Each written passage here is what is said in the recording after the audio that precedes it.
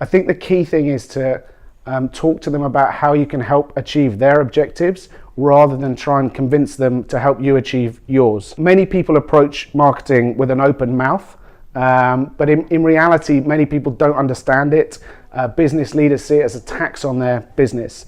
The role of a marketing leader is to help them understand that marketing is an enabler that helps them achieve their business objectives, their business strategy. Once they see it as something they own, then they'll be prepared to invest in it.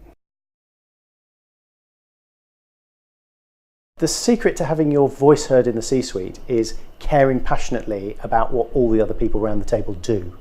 If you're myopically focused on just the marketing, then you won't be taken seriously. You need to understand everything about the finances of the business, about how the sales channels are working, about the HR problems and the organisational opportunities. You need to understand the whole thing.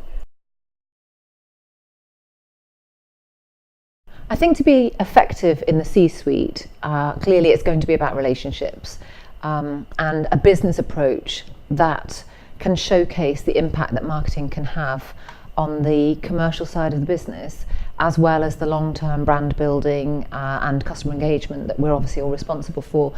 And for me, it would very much be about the partnership and the relationships within the C-suite. And as the world becomes more connected, more integrated, I see that only becoming more and more important, and to function as a high-performing exec team, it's going to take everybody to care about the customer, and I think that'll be critical for all marketeers moving forwards to share that passion. There is no sustainable growth other than consumer or customer demand-led growth, and marketers should be at the core of consumer demand-led growth. And if you can do that, you can tell the people around the table where the growth is coming from. As I often joke with my CFO, he counts where the money's going, I say where the money's coming from, and that's important for business.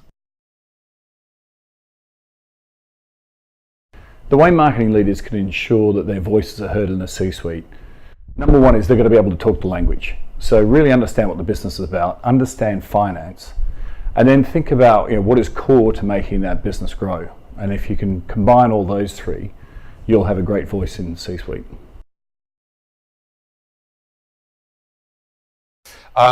In order to make, I think, our marketing leader's voice heard to kind of the rest of the C-suite group, again, I think it's about really open dialogue, being honest with your peers, and having the ability to have debate and encourage debate and discussion around things that are happening in the industry and specifically within your brand and your sector.